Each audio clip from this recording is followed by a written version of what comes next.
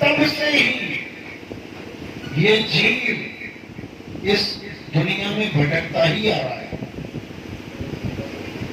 इस दुनिया में भटकता ही आ रहा है और भटकते भटकते भटकते आज कहां आ बैठा?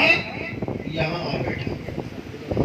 जितने भी आपको लोग दिखाई दे रहे हैं, ये सब तब से भटक रहे हैं जब से ये सृष्टि बनी है।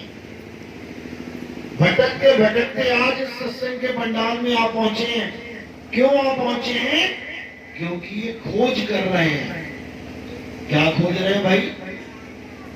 ये खोज कर रहे हैं कि हम आ तो गए इस तीन लोक में, लेकिन अब जाएं कैसे, वापस कैसे जाएं?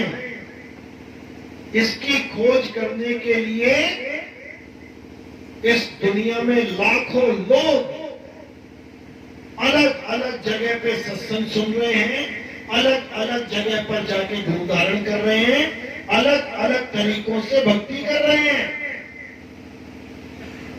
लक्ष्य सबका एक है कि कैसे भी इस दुनिया से वापस चले जाएं, जन्म मरण का ये रोग खत्म हो जाए।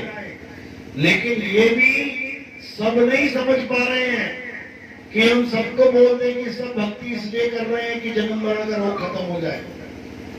तुमने तो कभी भगवान से मांगा ही नहीं होगा। इसमें आधे लोग ऐसे बैठे होंगे जिसने कभी आज तक भगवान से पूजा तो खूब की होगी, लड्डू पेड़े तो खूब चढ़ाए होंगे, रुपया भी लाखों दाम दिया होगा, लेकिन ईमानदारी के साथ बता देना कि किसने ये मन्नत मांगी कि हे भगवान मुझे जन्म मरण से मुक्ति मिल जाए।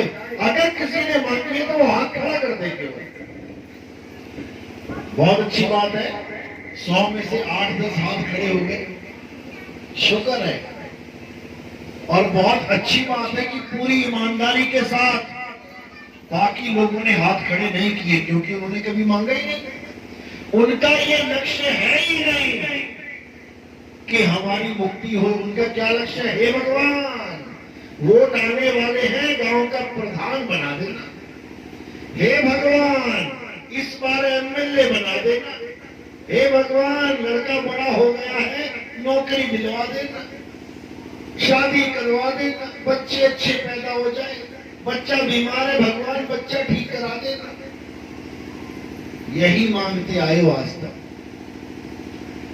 और तुम कहते हो कि हम भगवान के पुजारी हैं, हम भगवान की पूजा करते हैं।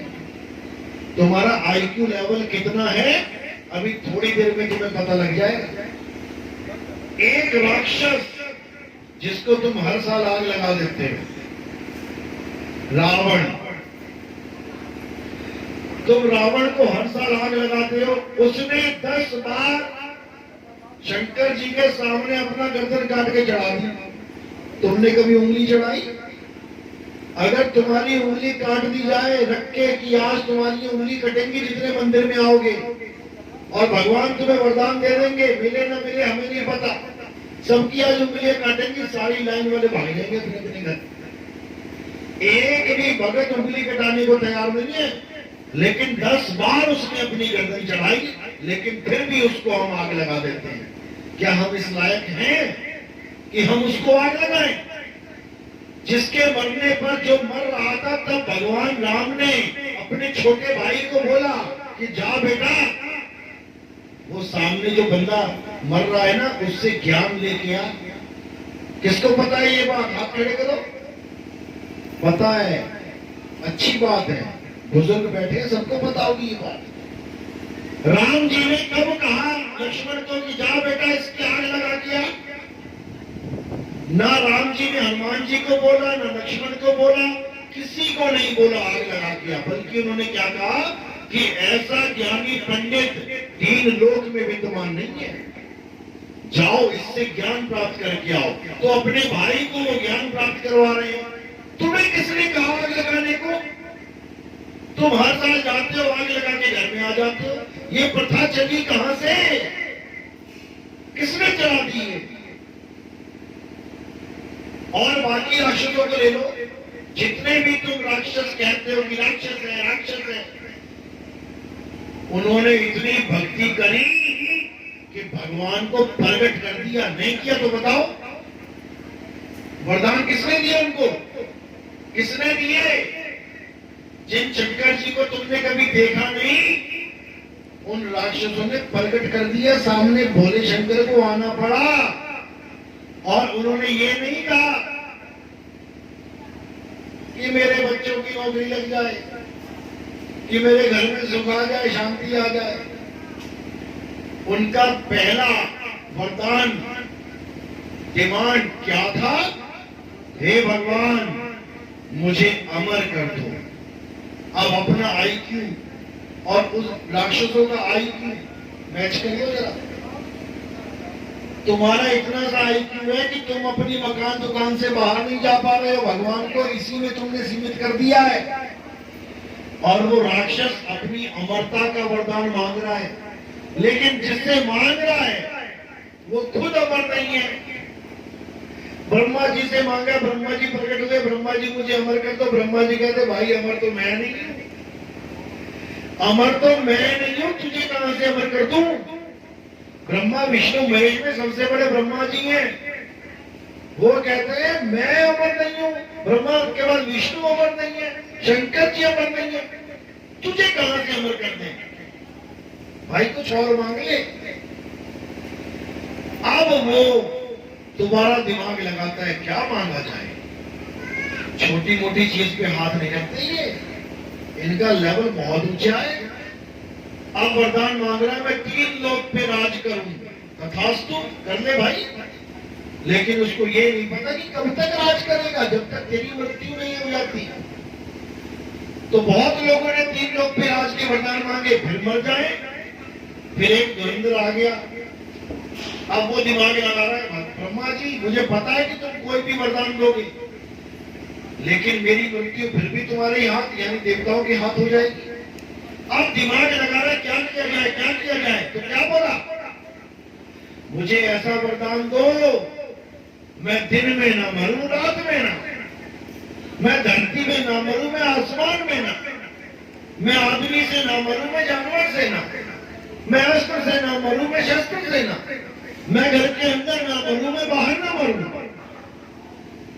कितना दिमाग लगाया बंदे ने केवल अमर होने के लिए।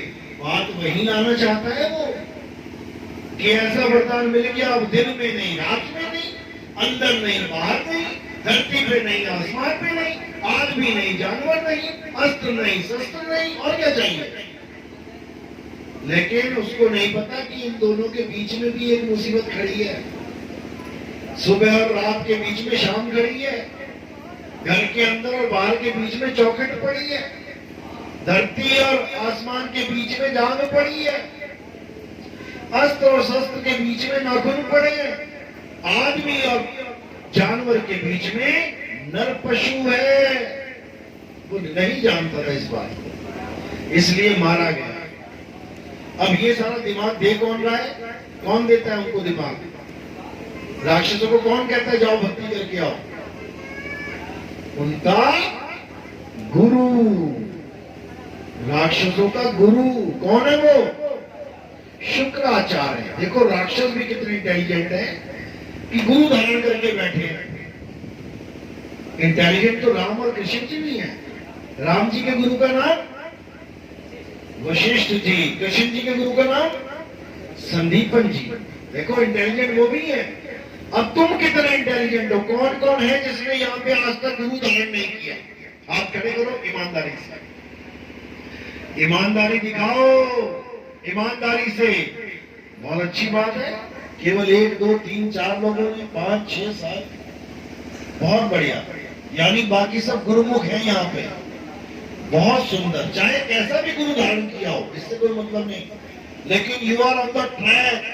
आप आंगनबाड़ी में भी अगर आ गए तो इसका मतलब आप घर से बाहर आ गए, आपकी ABCD शुरू हो गई। अब मालिक जानेगा कि PhD कर पाओगे कि 5वीं तक रहोगे, या 10वीं तक पहुंच गए, या 12वीं करके बैठ गए, या कॉलेज तक ग्रेजुएट हो गए, या पोस्ट ग्रेजुएट हो गए, या फिर PhD लगा के डॉक्टर बन गए। अब ये तुमने देखना है तो जो पीएचडी लगा के डॉक्टर बन जाता है वो पूर्ण ज्ञानी हो जाता है, पूर्ण। और जो 10वीं 12वीं में 5वीं में 8वीं में रह गए वो पूर्ण ज्ञानी नहीं होते, स्टूडेंट फिर भी वही कहलाते हैं, उनको भी विद्यार्थी ही कहते हैं। चाहे पहली क्लास का हो, चाहे 10वीं का, चाहे 12वीं का, वो विद्यार्थी जीवन ही है। जैसे विद्यार्थियों के गुरु लेवल वाइज होते हैं, एलकेजी, यूकेजी, पहली, दूसरी, 5वीं, ऐसे गुरु लेवल वाइज होते हैं, ऐसे ही आध्यात्मिक गुरु भी लेवल वाइज होते हैं। सबसे नीचे का जो गुरु होता है लेवल, सबसे छोटे लेवल का, वो गुरु आपको क्या कहता है? वो गुरु आपके तंत्र मंत्र, कोई आपका घर में झगड़ा, कलह कलेश, पति आपके वश में नहीं है, वशीकरण, ये सब ड्रामा करवाता है, सबसे लो लेवल गुरु। उससे ऊपर जब उठते हैं तो वो गुरु आपका आता है जो देवी देवताओं की पूजा करवाता है और उनके नाम जपवाता है। देवी देवताओं की पूजा करवा दी, नाम जपवा दिया। उनसे ऊपर कौन सा गुरु आता है? जो त्रिदेवों की भक्ति करवाता है। देवी देवताओं में और त्रिदेवों में फर्क है, इसको अच्छी तरह समझ लेना। देवी देवता कौन होते हैं? वरुण देव, इंद्रदेव, अग्निदेव, वायुदेव, ये सब देवी देवता हैं। और त्रिदेव क्या होते हैं? ब्रह्मा जी, विष्णु जी और शंकर जी, जो इस 3 लोक के कर्ता धर्ता है। ब्रह्मा जी सृष्टि को पैदा करते हैं, विष्णु जी सृष्टि की पालना करते हैं और शंकर जी सृष्टि का संहार करते हैं। और उसके बाद ये जितना भी आपको तामझाम दिखाई दे रहा है, ये छोटे छोटे देव देवता अपना काम करते रहते हैं। वायुदेव पवन चला रहा है, वरुण देव पानी का इंतजाम कर रहा है, अग्निदेव तुम्हारे घर में आग वाग जलवा रहा है, ये सारा सिस्टम चलता रहता है। अब उससे ऊपर के जो गुरु होते हैं वो 3 देवों की पूजा करवाते हैं, यानी ब्रह्मा जी का मंत्र, विष्णु जी का और शंकर जी का। अब उसके ऊपर जो लेवल के गुरु होते हैं वो किसकी पूजा करवाते हैं? वो जग जननी मां जगदम्बा की पूजा कराते हैं। और वो शक्ति से ऊपर किसी को मानते ही नहीं। टीवी में भी देखेंगे, यूट्यूब पे एक शक्ति पुत्र है, शक्ति पुत्र महाराज जी, वो कहते हैं ब्रह्मा विष्णु महेश क्या चीज है, हमारी माता से पैदा हुए हैं, हमारी माता में समा जाते हैं। ये तो केवल 3 डिपार्टमेंट के अधिकारी हैं और सारे डिपार्टमेंट का कारभार देने वाली हमारी मैया है। वो जग जननी जग जगदम्बा महामाया को ही भगवान मानते, परमात्मा मानते हैं, उस लेवल के गुरु हैं। अब उससे ऊपर क्या है? उससे ऊपर है ब्रह्म को मानने वाले। ब्रह्म नाम सुना है ब्रह्म का? किस किसने सुना? हाथ खड़े करो एक बार। ब्रह्म, बहुत अच्छी बात है। ब्रह्म को मानने वाले जो गुरु होते हैं वो किसकी पूजा करवाते हैं? वो निराकार ब्रह्म की पूजा करवाते हैं कि परमात्मा कौन है? निराकार ब्रह्म ही परमात्मा है। ब्रह्म का क्या स्वरूप है? ज्योत स्वरूप है। कहां पर है? आंखों के बीच में। ब्रह्मा विष्णु महेश जी भी उसी ज्योत के दर्शन करते हैं समाधि में। किसी ने पंडित जी से सवाल पूछ लिया, पंडित जी ये शंकर जी किसकी पूजा कर रहे हैं, किसका ध्यान कर रहे हैं? अब पंडित जी को ब्रह्म का ज्ञान नहीं है। अब पंडित जी क्या कह रहे हैं?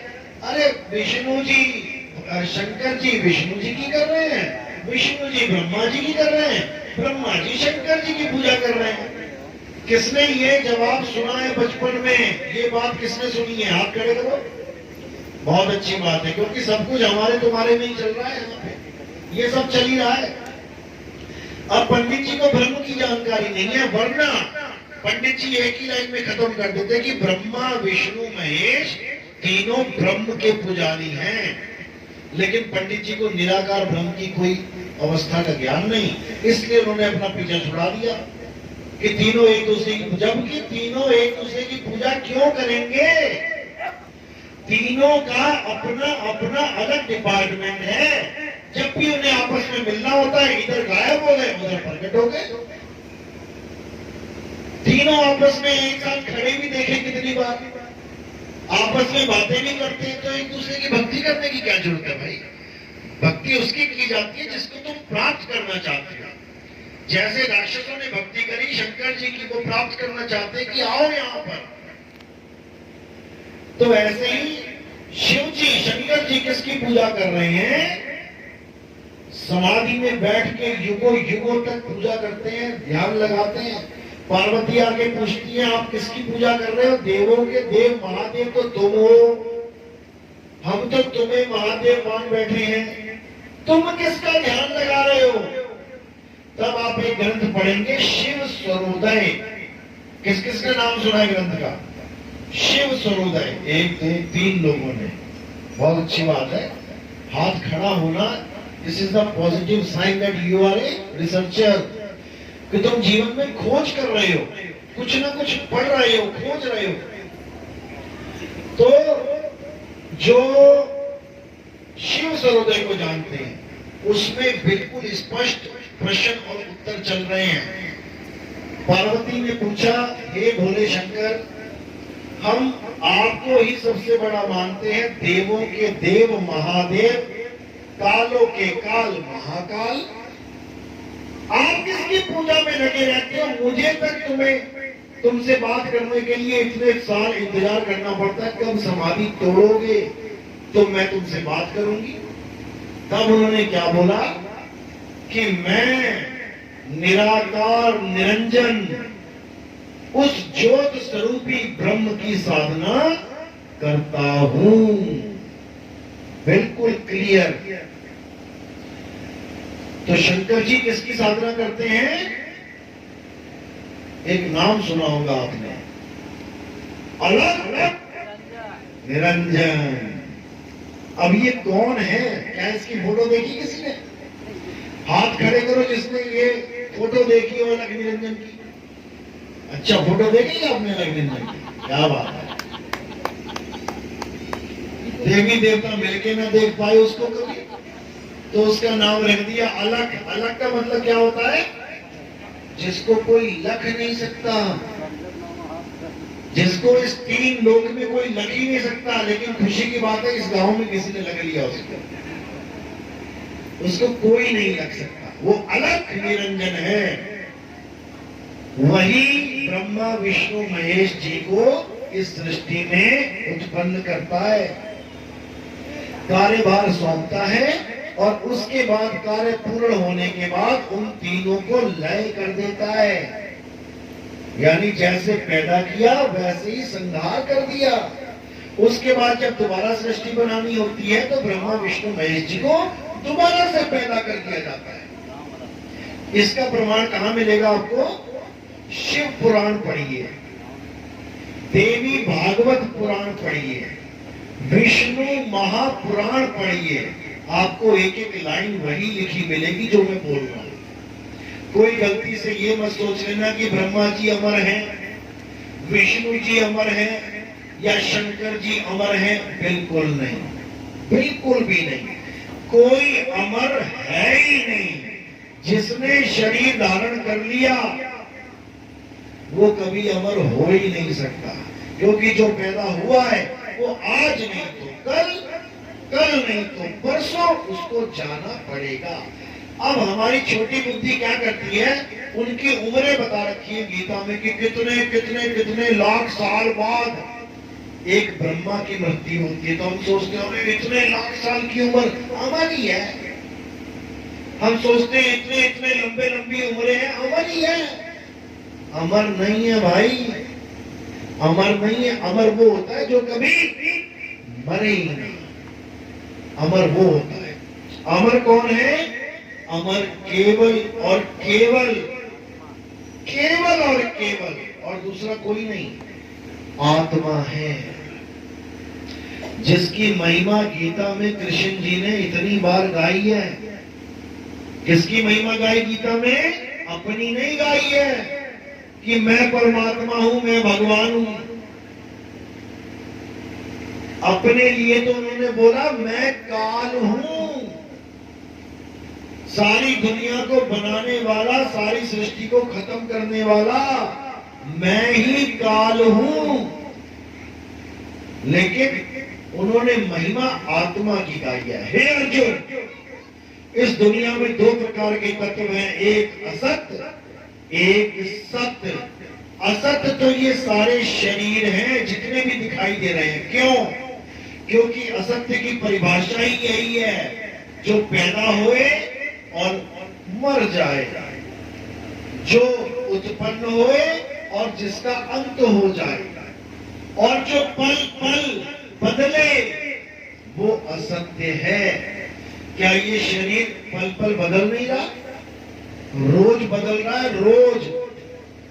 आप अपनी 40 साल पुरानी फोटो देखो, जितने बुजुर्ग बैठे हैं, और उससे भी पुरानी 20 साल फोटो देख लो बचपन की। एक आपकी फोटो देखो 1 दिन की, एक देखो 20 साल की, एक देखो 50 साल की, 60 साल की। तीनों में जमीन आसमान का अंतर होगा, होगा ना? लेकिन माया इतनी प्रबल है कि तुमने रोज शीशा देखा है, रोज। जब से तुम LKG UKG में जाना, जब से तुम्हें कंघी करनी आई, बता दो तुमने किस दिन से शीशा नहीं देखा? उस शीशे में तुम अपनी शक्ल देखते भी रहे, लेकिन तुम्हें माया ने पता भी नहीं लगने दिया कि देख तू ऐसा था और आज देख तू कैसा हो गया। तुम्हारे सामने शीशा था, तुम शीशे में अपनी बदलती शक्ल को कभी समझ ही नहीं पाए। आज तुम वो फोटो उठाओ जब तुम पहली क्लास में थे और आज तुम 70 साल के हो, देखो कितना फर्क है। लेकिन शीशा भी तुम्हें वो फर्क जाहिर नहीं कर पाया। बता दो किसी को पता लग गया हो कि इतना बड़ा गैप मैंने शीशे के सामने खत्म कर दिया देख के? तुम्हें पता भी नहीं लगने दे नहीं पाया कि पल पल तुम मौत के पास जा रहे हो। जब 70 साल बीत गए और मौत आ गई, तब पता लगा अरे बाप रे बाप, मैं तो मरने वाला हूं। तब किसी के हाथ पल्ले कुछ नहीं रह जाएगा। हाथ पल्ले रहना क्या है पहले ये समझ लो। सबको पता है कि ये मकान, दुकान, माँ बाप, भाई बहन, बंगला, गाड़ी, ये सब यही रह जाएगा। किसको नहीं पता है वो हाथ खड़े करो जरा। सबको पता है, बच्चे बच्चे को पता है।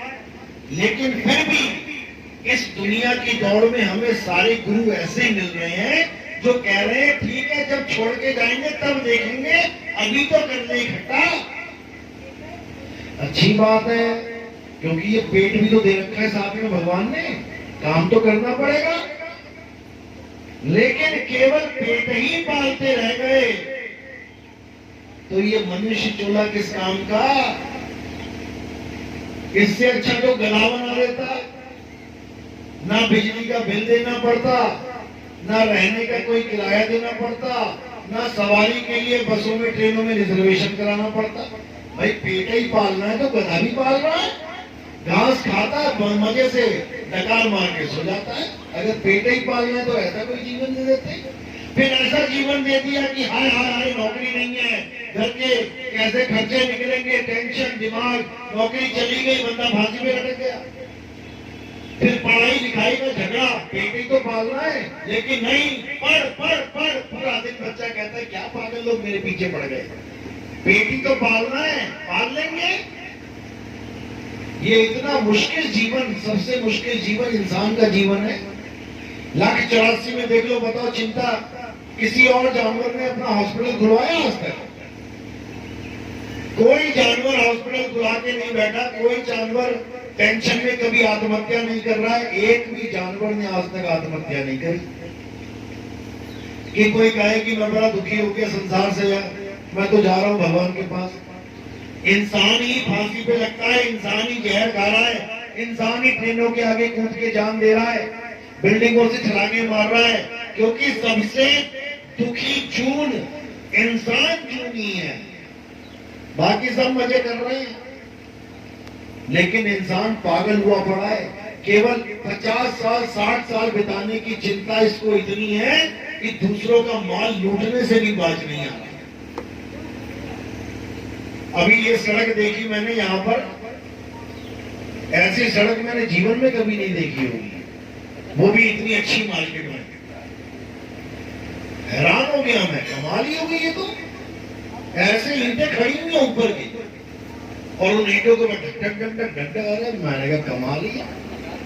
अब ऐसा नहीं है कि पैसा नहीं आ रहा होगा, सब कुछ आ रहा है, लेकिन हमें पता ही नहीं है कि अगर हमें कोई औहदा मिल गया है इस संसार में, अगर हमें कोई पुलिस में जॉब मिल गई, अगर हमें कोई गृह मंत्री बन गए, प्रधानमंत्री बन गए, कुछ भी बन गए, डॉक्टर बन गए, इंजीनियर बन गए, इसलिए नहीं बने कि लूट लूट के खा जाए दुनिया को, इसलिए बने कि हम अपनी सेवा प्रदान करें। ये सारे डिपार्टमेंट किसके हैं पता है आपको? हेल्थ डिपार्टमेंट, खेल डिपार्टमेंट, रक्षा डिपार्टमेंट, परिवहन डिपार्टमेंट, ये जितने डिपार्टमेंट है किसके हैं ये? आपकी एक दुकान हो, उसमें 10 लोग काम कर रहे हो, अगर एक आदमी गलती से भी आपके गले में से 10 का नोट निकाल ले और आप सीसीटीवी कैमरे में उसको देख लो, आप उसको दूसरे दिन दुकान में नहीं रखोगे। मान रहे हो बात को? नहीं रखोगे, आप मौका तक नहीं दोगे, बल्कि उसको कहोगे बेशरम देख तेरी हरकत। और तुम्हारी हरकतें कौन देखेगा? तुम्हारी हरकतें कौन देखेगा? जैसे तुम्हारी दुकान में वो वर्कर हैं, ऐसे ये सारे डिपार्टमेंट केवल भारत के नहीं, भारत के डिपार्टमेंट तो भारत की सरकार के हैं, पूरी दुनिया के डिपार्टमेंट वो किसके हैं? वो सरकार ऊपर बैठी है। अरे भैया, जिसकी धरती है उसी के डिपार्टमेंट होंगे, जिसका मकान है उसी के कमरे होंगे, जिसका मकान है उसी का आंगन होगा, जिसका मकान है उसी की रसोई होगी, किसी और की थोड़ी नहीं। तो ये डिपार्टमेंट सारे उस एक परमपिता परमात्मा के हैं, और अगर उसमें तुमने गड़बड़ी करी, अब सोच लो कि तुम पंगा किससे ले रहे हो। तुम्हारी हालत खराब कर देगा वो, क्योंकि काल भी मालिक के अंडर है। ये 3 लोग का सारा तामझाम काल को दे रखा है, जिसको यमराज कहते हैं, जमराजा, लेकिन उसके सिर के ऊपर भी परमात्मा बैठा है। तो न्याय करने के लिए काल भगवान बैठा है, जिसको एक नौकरी मिली हुई है कि 3 लोग का राज दे रहा है। अब उस 3 लोग में जो कुछ भी हो रहा है, हर चीज को वो नोट कर रहा है। जैसे तुमने सीसीटीवी कैमरा लगा रखा है अपनी दुकान में कोई हरकत ना हो इसलिए, उसने भी लगा रखा है, हर घर में लगा रखा है, हर खेत में लगा रखा है, हर पुल पे लगा रखा है, हर बाग में लगा रखा है। कहां है सीसीटीवी कैमरा? कहां है? कहां है? ये है, ये सब रोबोट हैं और कैमरे लगे पड़े हैं। तुम ऐसा कोई काम कर ही नहीं सकते जो इसमें रिकॉर्ड ना हो जाए। एक गुरु ने परीक्षा लेनी चाहिए, देखे भैया कौन मेरा चेला सबसे समझदार है। 2 चेलों के ऊपर वोटिंग हुई कि ये समझदार है, वो समझदार है, दोनों को सामने खड़ा कर दिया। लोग उनको वोट देने लगे, यानी बताने लगे कि गुरुजी ये है, तो दोनों को खड़ा कर दिया। गुरुजी ने क्या बोला? लो बेटा, एक मुर्गी ले लो, इसको वहां जाके मारना जहां कोई देख ना रहा। अब चेले कहते हैं अच्छा गुरुजी चल पड़े। एक ने तो जाके बिल्कुल गुफा के अंदर जाके देखा कोई नहीं है, उसने तो गर्दन मरोड़ दी। अब दूसरा शाम तक घूमता रहा, पहला वाला तो लाश लेके आ गया, गुरुजी मुझे किसी ने नहीं देखा। दूसरा पूरा दिन घूमता रहा, रात हुई तो वापिस आया। गुरुजी ने पूछा क्या हुआ भैया, तूने क्यों नहीं मारी? वो जीत गया। बोले महाराज मैं मानता हूं कि वो जीत गया, लेकिन मुझे ऐसी कोई जगह मिली नहीं जहां पर इसे कोई देख ना रहा हो मरते। मैं तो देख रहा हूं, और मुझे कोई मारता ना देख रहा हो, मैं खुद को देख रहा हूं कि मार रहा हूं। तो मुझे तो भाई ऐसी कोई जगह मिली नहीं जहां पर कोई मुझे ना देख रहा हो, या मैं इसको ना देख रहा हूं, या ये मुझे ना देख रहा हो। तो गुरुजी ने उसी को चुना। इसी प्रकार अगर आपको कोई भी कार्य मिलता है, आप सरकारी ओहदे पे हैं, आप गांव के प्रधान हैं, या आप कोई भी है, तो ये सरकार किसकी है? उसकी है। आप यहाँ तो माल इकट्ठा कर लोगे, 5 साल के बाद बदल गए, नहीं पता लगा किसी को तुमने क्या किया क्या नहीं किया। लेकिन भाई यहाँ पर रिकॉर्ड हो गया है, यहाँ पर रिकॉर्डिंग हो गई है, और इसका मेमोरी कार्ड कहाँ है? ये है मेमोरी कार्ड। इसमें तुम्हें पूरे जन्म का तुम्हारी जो सारा डाटा है वो सब रिकॉर्डेड है। अभी तुमसे पूछना शुरू कर दे, हाँ बेटा 5वीं क्लास में तुमने क्या किया था, बताएगा बच्चा एक बैठने लगा था, मैंने उसकी कुर्सी खींची। याद होगा तुम्हें। एक एक चीज तुम्हारे मेमोरी कार्ड में दर्ज है और वहां पर कोई और नहीं बताएगा तुमने क्या किया। वहां तुमसे पूछा जाएगा कि तुमने क्या क्या किया बताओ। अब तुम सोचोगे मैं नहीं बताऊंगा, वहां पे मेरे हाथ में होगा बताना, नहीं बताऊंगा, झूठ बोल दूंगा। कई लोग ऐसा भी सोच सकते हैं, पर ऐसा होगा नहीं। क्यों नहीं होगा? कभी पुलिस वालों के हाथ आ जाना, कुर्सी पे बैठाएंगे और कनपट्टी पे गोली लगा देंगे। बोलता है कि नहीं बोलता है? तो भैया इसको दूर तक बोलता हूं और तुम सारी राम कहानी बोल दोगे। इसी प्रकार यमराज का दंडा है ना, दंड, जब वो तुम्हारे सामने दिखेगा तुम सब कुछ बोलोगे, सारे अपने राज खोलोगे, एक एक चीज का हिसाब तुम बता दोगे और वो कहेगा ये किया है तो ले बेटा इसका फल भी ले, और फल से कोई बच नहीं सकता। तुम्हें क्या लगता है, गंगा में स्नान कर लिया, साल में एक बार जाके, या महाकुंभ में स्नान कर लिया, तुम्हारे कर्म कट गए? किसको लगता है हाथ खड़े करना? किसको विश्वास है गंगा मैया पे कि हमारे कर्म काट देंगे? यह विश्वास भी नहीं रहा तो कोई तो हाथ खड़े कर दो भाई, किसी को विश्वास नहीं। तो उसका एक एग्जांपल देता हूं मैं। भले आप हिंदू देश में हो, हिंदुस्तान में हो, भले आप काशी में बैठे हो, भले काशी में जो जज बैठा है वो भी ब्राह्मण बैठा है, जो ये मानता है कि गंगा जी में नहा के कर्म कट जाते हैं, जो ये मानता है, भले वो सीट पे बैठा हो, तुम किसी आदमी का कत्ल करके गंगा जी में नहा के पूजा करके जज के सामने पहुंच जाओ और बोलो जज साहब मैंने एक आदमी का कत्ल किया, मैंने पाप किया, लेकिन मैं गंगा में डुबकी मार के आया हूं, पूजा करके आया हूं, मेरा पाप खत्म, अब मुझे सजा ना दी जाए, तो क्या तुम्हें सजा मिलेगी या नहीं मिलेगी?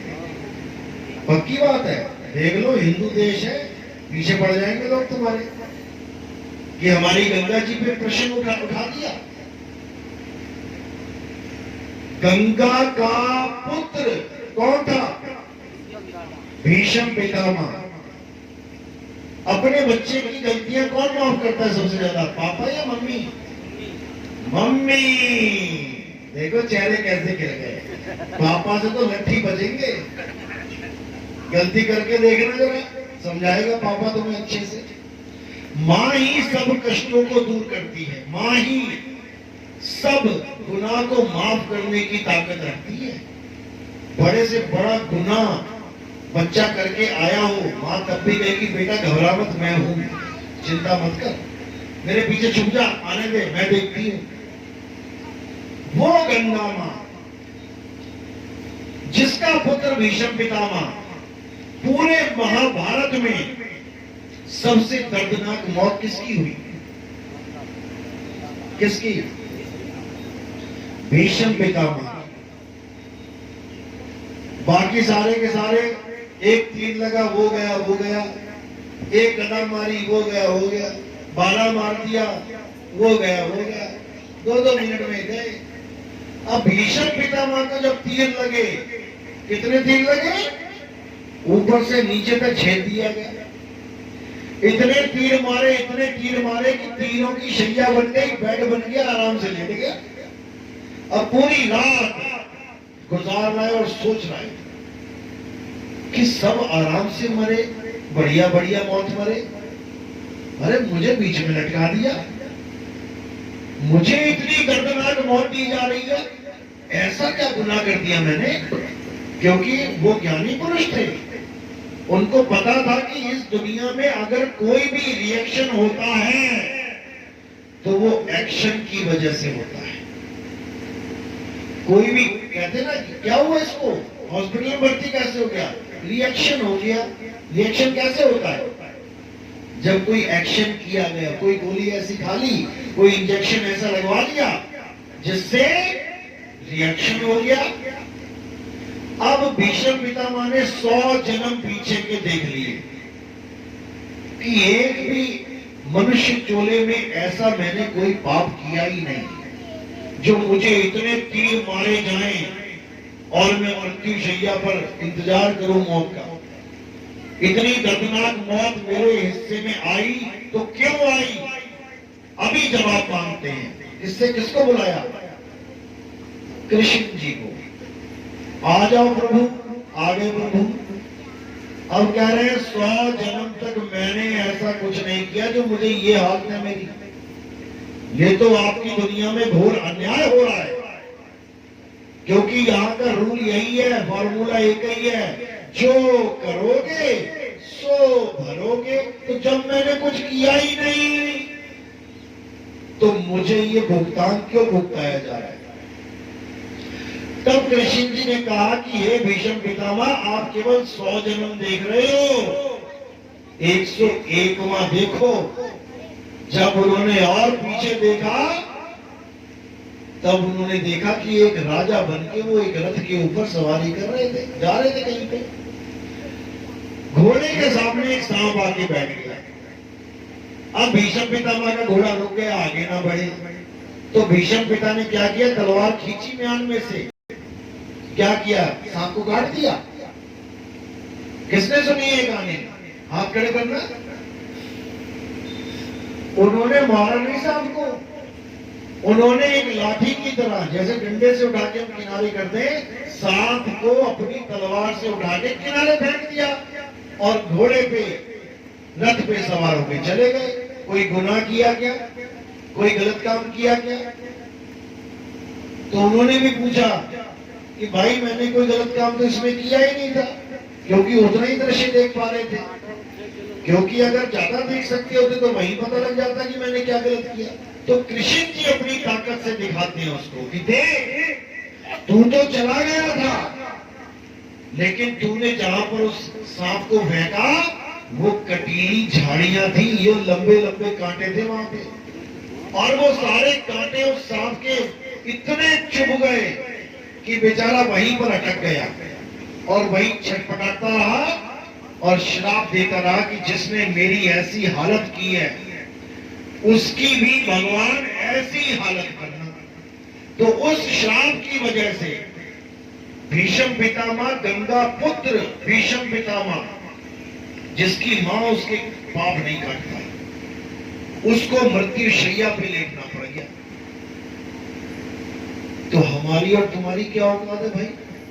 भीष्म पितामह से तो बड़े तगड़े नहीं हो तुम सोचो कि मैं करता जाऊं। अरे कौन देख रहा है, कौन देख रहा है? जब हिसाब किताब होगा, एक एक दाने का हिसाब किताब होगा मेरे भाई। और तुम जिसके सोच रहे हो, जिसकी पूजा करके कि भगवान बचा लेंगे, राम जी बचा लेंगे, और राम जी को खुद श्राप लगे पड़े हैं। जब विष्णु जी के रूप में है राम जी, जब राम जी का जन्म भी नहीं हुआ, त्रेता भी नहीं आया, सतयुग में विष्णु जी हैं। सबसे बड़ा भगत कौन है विष्णु जी का? क्या नाम है उसका? नारायण। नारायण सुना नहीं राजा? सबसे बड़ा भगत है विष्णु जी का, सबसे बड़ा भगत है विष्णु जी का, लेकिन सबसे बड़ा श्राप देने वाला भी वो नारायण ही है, नारद है। क्या श्राप दिया था विष्णु जी को? किसको पता? हाथ खड़े करो। नारद ने जो श्राप दिया था। देखो अभी किसी को कुछ पता ही नहीं है यहाँ पे। क्यों नहीं पता है? क्योंकि तुम्हें ये हिडन स्टोरीज बताई ही नहीं जाती, ये वाला ज्ञान तुम्हें दिया ही नहीं जाता। क्यों? क्योंकि प्रश्न उठ जाएंगे, धर्म के ऊपर प्रश्न उठ जाएंगे कि ये क्या हो रहा है भाई? ना तो भगवान को श्राप लग रहा है। नारद मुनि ने क्या श्राप दिया था? 2 मिनट में समझा देते हैं। नारद मुनि एक ब्रह्मचारी योगी था। ब्रह्मचारी वो होता है जो शादी नहीं करते। तो नारद मुनि का जो भगवान था विष्णु जी, उनकी शादी हुई कि नहीं हुई? उनकी शादी हुई थी किसके साथ? लक्ष्मी जी के साथ। अब एक ब्रह्मचारी चेला एक गृहस्थ को भगवान मान के पूजा कर रहा है, अच्छी बात है, किसी की पूजा कर रहा है, लेकिन उसके अंदर एक दिन अहंकार आ गया और प्रभु से बोला, प्रभु माया बड़ी विकराल है, आप भी माया से बच नहीं पाए। देखो मुझे, कोई माया का खेल मेरे साथ नहीं खेला गया, मैं माया से परे हो चुका हूं, माया मेरा कुछ बिगाड़ नहीं सकती, मुझे स्त्री की जरूरत ही नहीं है। अब विष्णु जी कह रहे हैं नहीं, समझाना पड़ेगा इसको, लग रहा है माया को जीत लिया, ये माया जीत बना बैठा है। कोई बात नहीं, इतनी कहानी बोल के जब वापस जाने लगा वो, तो विष्णु जी ने क्या लीला करी, एक बहुत सुंदर महल बना दिया रास्ते में, हाथों हाथ उड़ता हुआ जाता था ना वो, तो रास्ते में महल बना दिया, महल में बढ़िया गार्डन लग गया, बाग बगीचे, और विष्णु जी खुद ही लड़की बनके, एक सुंदर राजकुमारी बनके फूलों पे पानी छिड़कने लग गए। अब नारद मुनि देखता है कि क्या बात है, बड़ी सुंदर कन्या है। अब उसकी वृत्ति बिगड़ जाती है, चला जाता है, पहुंच जाता है कन्या के पास, कहता है कन्या कमाल हो गया, 1000 बार जाता हूं, 1000 बार आता हूं इसी रास्ते से, आज तक ये महल ही दिखाई नहीं दिया मुझे, आज तक मुझे तुम नहीं दिखाई दी, अगर तुम पहले मिल जाती तो मैं तुमसे शादी कर लेता। तो डिमांड रख दी शादी करने की। अब वो क्या बोली कन्या, कहती देखो जी ऐसा है, शादी तो मैं करूंगी लेकिन स्वयंवर में करूंगी। स्वयंवर क्या होता है, स्वयं वर, स्वयं यानी जो खुद से, वर यानी पति को चुना जाएगा। यहां हजारों आदमी बैठ जाएंगे आके, जिसको तुम कहते हो लव मैरिज, आज विरोध होता है ना लव मैरिज का, कि लड़की ने किसी को पसंद कर लिया, नहीं नहीं नहीं हमारे खानदान की इज्जत का सवाल है, ये है वो है। पहले क्या होता था, लाइन में राजा बैठ जाते थे और लड़की के हाथ में ये होता था माला, जिसके गले में उसने डाल दी, अब कोई बोलने वाला नहीं कि इसने किसको चुन लिया। तुम्हें नहीं पता कि रावण भी सीता के स्वयंवर में गया था, और अगर उसके साथ छल ना किया जाता कि हे रावण तेरी लंका में आग लग गई है, तो वो धनुष कौन तोड़ता, रावण ही तोड़ता, क्योंकि उसका नंबर राम जी से पहले आ गया था, वो पहले बैठा हुआ था। ये गारंटी की बात है कि रावण 2 पल में तोड़ देता। शंकर जी का ही तो था वो धनुष। अरे जो कैलाश में बैठे हुए शंकर जी के कैलाश को उठाते घुटने तक, जो स्वयं प्रभु को घुटने तक उठा दे, तो धनुष क्या चीज है। तो जब स्वयंवर की बात आती है तो नारद मुनि उससे पूछता है कि आपको कैसा वर चाहिए। वो कहती है जी मुझे इस दुनिया में सबसे सुंदर पति चाहिए, जिसकी शक्ल सबसे सुंदर होगी, मैं उसी के गले में माला डालूंगी। क्योंकि ये डिमांड होती थी ना, सीता की डिमांड क्या थी, सुंदर भले ना होए, देव होए, देवता होए, आदमी होए, गंधर्व होए, राक्षस होए, तभी तो रावण को बुलाया था वहां पे, राक्षस ही था। यानी राक्षस के साथ भी ब्याह हो जाएगा, डिमांड पूरी होनी चाहिए। इसी प्रकार वहां क्या डिमांड थी लड़की की, कि सबसे सुंदर रूप जिसका होगा मेरा पति वही होगा। अब नारद मुनि लगाने लगे ध्यान, इस दुनिया में सबसे सुंदर कौन है, कौन है, कौन है। तो बार बार विष्णु जी पे आके अटक जाए, अरे प्रभु से सुंदर कौन है, प्रभु से सुंदर कोई हो ही नहीं सकता। अब पहुंच गए प्रभु के पास, प्रभु आपकी जरूरत है। क्या हुआ नारद, कहते महाराज मुझे एक दिन के लिए, केवल एक दिन के लिए अपना हरि रूप दे दो। अब विष्णु जी तो, वो विष्णु जी तो है मगर की, वो समझ रहे क्यों चाहिए। कहते कोई बात नहीं, तथास्तु मिल जाएगा। अब वो टेंशन फ्री हो गया, कहता अब तो ये मेरी होके रहेगी, कोई रोकने वाला नहीं। लो जी दिन गिनता रहा, घड़ी आ गई सामने, अब पहुंच गया स्वयंवर में। अब उसको पूरा यकीन है कि मेरा हरि रूप है, यानी हरि का रूप, और हरि कहते हैं बंदर को भी।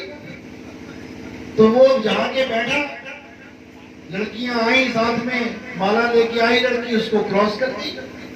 उसने कहा ऐसा कैसे हो सकता है, विष्णु जी से भी कोई रूप और ज्यादा हो सकता है सुंदर, जो इसको पसंद नहीं आया। तो थोड़ी देर बाद वो और आगे जाके बैठ गया कि शायद देखा ना हो, अनदेखा हो जाता ना कई बार आदमी। और आगे जाके बैठा, उसको भी क्रॉस कर गई और फिर आगे बैठा, उसको भी 5-7 बार अपनी जगह बदल बदल के बैठने लगा, क्योंकि जगह बदलना अलाउड नहीं होता। जो एक बार निकल गया, जो पानी पुल से निकल गया, वापस नहीं आता वो। जब वो बार बार उछल उछल के आगे जाने लगा तो उसने बोल ही दिया, क्या बंदर की तरह छलांगे मार रहा है बंदर, तू जंगल में जा, यहां तेरा क्या काम है। वो कहते क्या बात कर रही है, इसने मुझे बंदर बोल दिया। सीधे जाता है, गंगा नदी में झांकता है, प्रतिबिंब दिखाई देता है बंदर का, वहीं पे दिल टूट जाता है और उसी गंगा जल को हाथ में लेके श्राप देता है कि हे जनार्दन, हे प्रभु, मैं आपको श्राप देता हूं कि जैसे आपने मेरा दिल दुखाया है एक स्त्री के लिए, वैसे ही आप भी स्त्री के लिए वन वन भटकोगे। तो ये जो राम जी का अवतार लिया गया था, ये मूल कारण था उसका। अब एक भगत का, भगत को तो वरदान देता है भगवान, यहाँ पर भगत ने श्राप दे दिया भगवान को, तो भगवान को भी भुगतने के लिए आना पड़ा। तो सोचो तुम क्या कर रहे हो, तुम कितने लोगों की बददुआएं ले रहे हो। ये जब तुम्हें लगेंगी ना, कोड़ बन के निकल जाएंगी, कोड़ बन के, और तुम गली के नुक्कड़ पे बैठे भीख मांग रहे होगे और सोचोगे यार ऐसा मैंने क्या कर दिया। ये तुम्हारे पिछले जन्मों का हिसाब होगा। इसलिए गलती से भी अपने कर्मों को इतना बुरा मत बना लेना कि कोई दिल से तुम्हें बददुआएं दे और तुम्हें झेलनी पड़े। अब राम जी केवल वहां तक ही नहीं रहे कि आज सीता चली गई और मैं रोया रोया और हो गया काम, मेरा कर्म कट गया। राम जी बनकर भी, मर्यादा में रहने के बाद भी, हर काम मर्यादा में करने के बाद भी एक मर्यादा तोड़ दी। मर्यादा पुरुषोत्तम कहते हैं ना राम जी को। मर्यादा क्या तोड़ी थी पता है ना, किसको पता, आप कह करो, बहुत अच्छी बात है। मर्यादा कब टूटी, जब उन्होंने बाली का वध किया। बाली का नाम सुना है, बाली सुग्रीव का भाई। उसमें वरदान क्या था उसको कि जो भी तेरे सामने आएगा लड़ने, उसकी आधी ताकत तेरे अंदर आ जाएगी। रावण को अपने कांच में हाथ में बांध के लेके 6 महीने तक उसको लटका के रखा। रावण की हिम्मत नहीं थी कि उससे छूट जाए, जो पूरे पर्वत को उठा ले। क्यों? क्योंकि आधी ताकत उसके पास चली गई। माना बाली में 1 रुपए का बल है और रावण में 100 रुपए का बल है, तो 100 का आधा 50 रुपया बाली की तरफ चला गया। अब बाली का कितना हो गया, 1 + 50 51। अब 50 वालों तो मार खाएगा ही, उसी का ताकत उसी से लेके उसी पे फिट कर देता था वो। तो राम जी ने क्या किया, बाली को मारने के लिए छुप के तीर मार दिया। अब जैसे ही बाली के तीर लगा तो क्षत्रिय धर्म की मर्यादा क्या होती है, आप आज भी पुलिस में या फौज में भर्ती होंगे तो आपको कुछ मर्यादाएं बताई जाएंगी कि भाई गुंडों के साथ आपका आमना सामना हो सकता है, बिल्कुल हो सकता है, लेकिन आपने गोली तभी चलानी है जब सामने से कोई खतरा दिखाई दे, यानी उसके हाथ में रिवॉल्वर है तब आप गोली चलाओगे। अगर आपने कहा हैंड्स अप और उसने दोनों हाथ ऊपर कर लिए, तब कानून ये कहता है कि आप गोली नहीं चला सकते। अगर आपने गोली चला दी तो आपकी नौकरी खत्म। अब इनकाउंटरों में इसीलिए मरे हुए आदमी के पास एक तमंचा फेंक दिया जाता है, देसी कट्टा, ये शो करने के लिए कि मुझे इससे खतरा था, मैं नहीं मारता तो ये मार देता। फिर उस केस को रफा दफा कर दिया जाता है। ये सब शरेआम नहीं होता, ये छुप छुप के होता है, ये अलग चीजें हैं ये, क्योंकि वो उनका काम है, वो जानते हैं अच्छी तरह। लेकिन यहां पर राम जी ने क्या किया, एक निहत्थे को छुप के मार दिया। अब वो भी क्षत्रिय है, क्योंकि वो भी युद्ध करता है, राजा था। अगर आप क्रिकेट खेलते हो तो नियम केवल आप ही को नहीं पता होते, जो दूसरी टीम खेल रही है नियम उसको भी पता है कि ये नो बॉल है। अपील करता है जज के सामने कि बॉल तो फेंकी है पर नो बॉल है, और जज उसको डिक्लेयर करता है कि हाँ ये नो बॉल है। अगर नहीं है तो कितनी अपील कर ले वो यस नहीं करेगा। यानी नियम दोनों के लिए बराबर है। अब राम जी को जो नियम पता है, बाली को भी पता है, क्षत्रिय धर्म दोनों का है। तो जब राम जी ने तीर मारा तो बाली ने उसी वक्त श्राप दिया कि हे राम, हे मर्यादा पुरुषोत्तम राम, तुमने मुझे निहत्थे पे ये तीर चला के जो जघन्य अपराध किया है ये क्षमा के काबिल नहीं है। मैं तुम्हें श्राप देता हूं कि जैसे तुमने मुझे मारा छुप के, वैसे ही मैं तुम्हें मारूंगा छुप के। तो क्या राम जी के तीर मारा बाली ने? मारा था क्या? बाली तो मर ही गया, मारेगा कहां से? कितने साल बाद? एक युग के बाद। एक युग में कितने साल होते हैं? हिसाब लगा के देख लेना। यानी किया हुआ कर्म एक युग के बाद भी तुम्हें भोगना पड़ेगा। तब तक वो पेंडिंग में चला जाता है, रखा हुआ है। इस दुनिया बनाने वाले ने 3 प्रकार के कर्म होते हैं, पता है ना? एक कर्म होता है वर्तमान कर्म, जो अभी किया अभी फल मिलेगा। जो आज किया, आग लगी पड़ी है, तुमने हाथ डाला तो कब लगेगी आग? परसों लगेगी आग, उसी वक्त। एक कर्म है जो कुछ समय के बाद फल मिलता है। आज तुमने खेत में बीज डाले, मेहनत करी, तो क्या आज ही फसल मिल जाएगी? कब मिलेगी? समय आने पर, इसी जन्म में। और एक कर्म तुम ऐसा करोगे जो इस जन्म में जिसका फल मिलेगा ही नहीं। कई लोग तुमने देखे होंगे 2 नंबर का काम करते हैं, खूब खाते हैं, पीते हैं, बढ़िया ऐश करते हैं, नाचते हैं, गाते हैं और बढ़िया से मर जाते हैं। तुम कहते हो यार ये पापी आदमी ठीक था, इतना पाप किया, इतना दुनिया को दुखी किया, थोड़ा सा भी दुख नहीं झेला इसने, बड़े मजे से चला गया। तो क्या लगता है तुम्हें कि उसको कर्मों का फल मिलेगा कि नहीं मिलेगा? मिलेगा। अब जिस घर में वो पैदा होगा दिल में छेद वाला बच्चा, जो सांसों को तड़पेगा, सांस लेने को तरसेगा।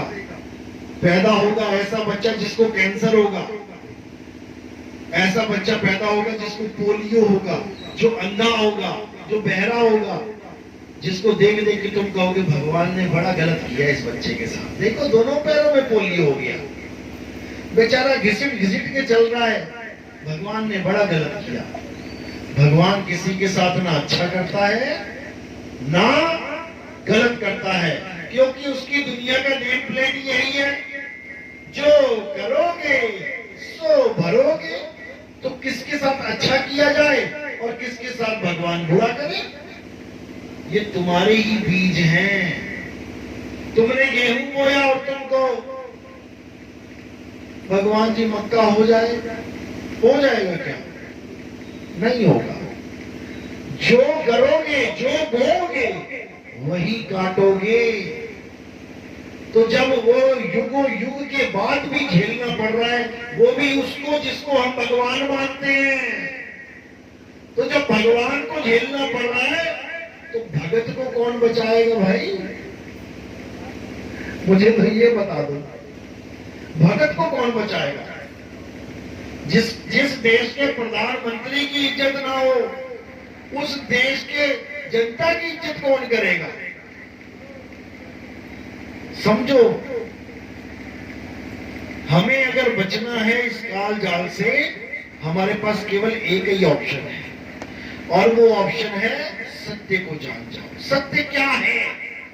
क्योंकि सत्य के द्वारा ही तुम्हारी मुक्ति हो सकती है और तुम्हारी मुक्ति कोई नहीं कर सकता। और सत्य क्या है? सत्य ही परम पिता परमात्मा है। इसीलिए उसको सत्य साहिब बोला जाता है, इसीलिए उसे सत्य करतार बोला जाता है, इसीलिए उसे सत्य पुरुष बोला जाता है। और वो सत्य हम सबका एक है। चाहे हिंदू धर्म हो, चाहे मुसलमान धर्म हो, चाहे सिख धर्म हो, चाहे ईसाई धर्म हो, बौद्ध हो, चाहे जैनी हो, इससे कोई फर्क नहीं पड़ता। क्योंकि तुम बुद्ध, जैन, हिंदू, मुस्लिम बाद में हो,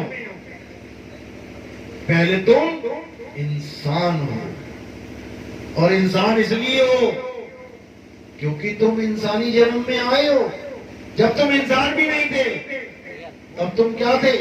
84 के जीव, कुत्ता बने, बिल्ली बने, हाथी, घोड़ा, छिपकली, सांप, मेंढक, कॉकरोच, पता नहीं क्या क्या बने। जब हम वो बने हुए थे तब हमें लगता था हम वही हैं। कुत्ता अपने आप को कुत्ता ही समझ रहा है, बिल्ली को दुश्मन समझ रहा है। धीरे धीरे करके कुत्ते की चून गई, हाथी बने, हाथी सोचा हाथी है, घास खाया। शेर बन गए, शेर सोचा हम शेर हैं, हमने हिरण खाए फाड़ फाड़ के। जिस जून में हम आ गए हम यही सोचने लगे कि शायद हम यही हैं। जैसे आज हम इस जून में आके सोच रहे हैं मैं तो लड़का हूं, मैं तो लड़की हूं। जून शरीर धारण करने के बाद हम उसी को अपना स्वरूप मानने लगते हैं।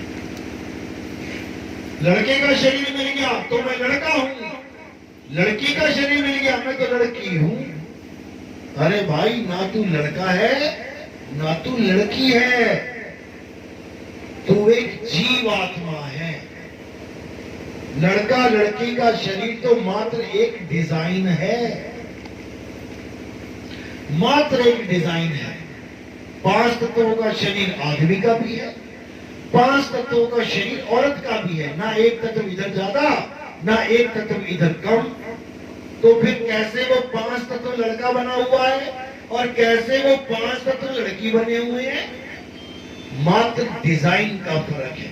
लड़के का डिजाइन अलग है, बच्चा पैदा होते ही डिजाइन देख लेते हैं। क्या पैदा हुआ? डिजाइन देखा, लड़का है। डिजाइन देखा, लड़की है।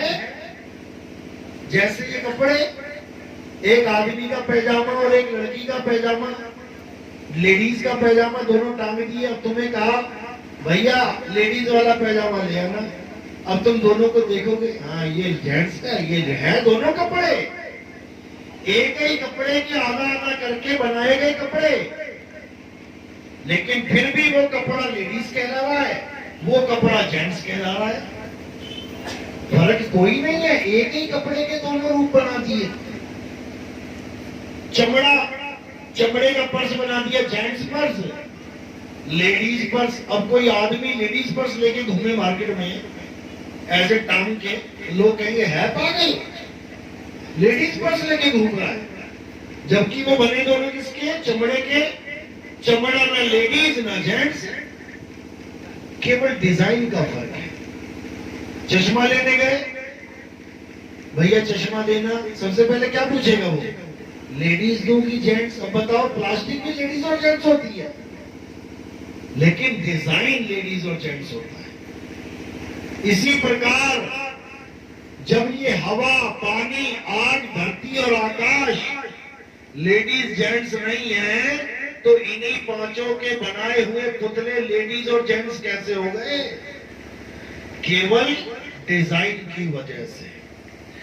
आप कपड़ा नहीं हो, आप कपड़े को पहनने वाले हो, इसको समझ लो। तुम आदमी और औरत नहीं हो, ये माया ने तुम्हें भरमा दिया है कि तू लड़का है, लड़का है, तू लड़की है, लड़की है। तुम जीवात्मा हो, ना तुम लड़का हो ना तुम लड़की हो। रामलीला में देखा